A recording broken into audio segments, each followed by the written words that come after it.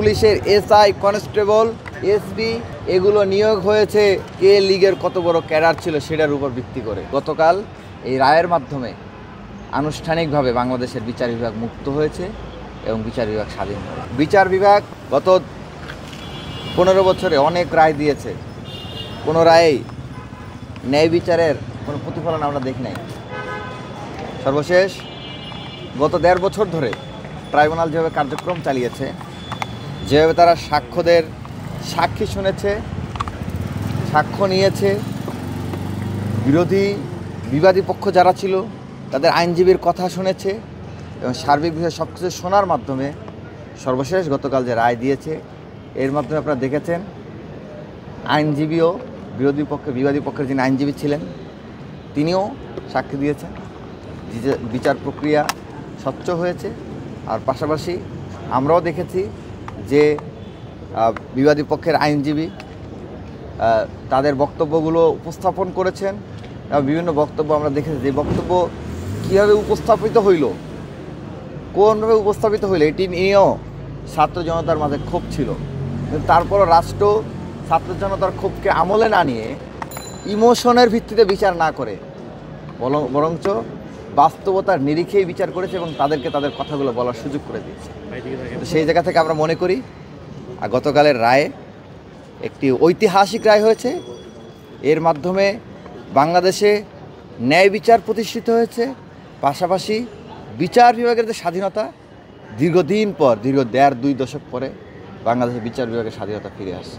এখন বিবাদী পক্ষের যিনি আইনজীবী তিনি খুশি হবেন না, এটাই স্বাভাবিক। কারণ তিনি বিবাদী পক্ষের আইনজীবীর পক্ষ থেকে তিনি নিয়োগ পেয়েছেন বা তাদের পক্ষে কথা বলার জন্যই তিনি আদালতে কাঠগড়ায় দাঁড়িয়েছেন, এজলাসে দাঁড়িয়েছেন। তো সেটা খুশি হবেন না, এটাই স্বাভাবিক। তবে এটা তো সত্য যে তিনিও বিচারের স্বচ্ছতা নিয়ে কোনো প্রশ্ন তুলেন নাই। আমরা বরাবরই একটা কথা বলছি, খুনি হাসিনা বাংলাদেশের সাংবিধানিক এবং রাষ্ট্রীয় যত প্রতিষ্ঠান রয়েছে সকল প্রতিষ্ঠানকে গত 15-16 বছরে দলীয় প্রতিষ্ঠানে পরিণত করেছে। পুলিশের কথা যদি বলি, পুলিশের এসআই, কনস্টেবল, এসপি এগুলো নিয়োগ হয়েছে কে লীগের কত বড় ক্যাডার ছিল সেটার উপর ভিত্তি করে। এবং বর্তমানে যারা পুলিশে কর্মরত আছে অধিকাংশ অফিসারই এই লীগের কোটায় অফিসার হয়েছে। তাদের গায়ে যদি আপনারা নীল কালারের পুলিশের পোশাক দেখতে পেলেও তার ভিতরে মূলত মুজিব কোটি পরিহিত থাকেন তারা, এবং তাদের হৃদয়ে তারা আদতে সাইন করে বাংলাদেশ গভর্নমেন্টের কাছ থেকে বেতন নিলেও তারা মূলত দিল্লি ক্যান্টনমেন্টের এজেন্ডাই বাস্তবায়ন করেন।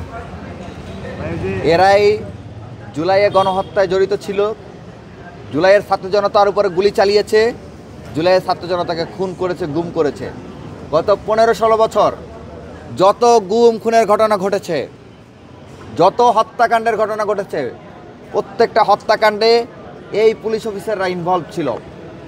গতকাল আপনারা দেখেন, আমরা বিস্ময়ের সাথে লক্ষ্য করি যখন এই খুনি হাসিনার দোসরেরা, আওয়ামী লীগ কোনো রাজনৈতিক সংগঠন নয়, এটি দক্ষিণ পূর্ব এশিয়া তো বটেই, বহির্বিশ্বের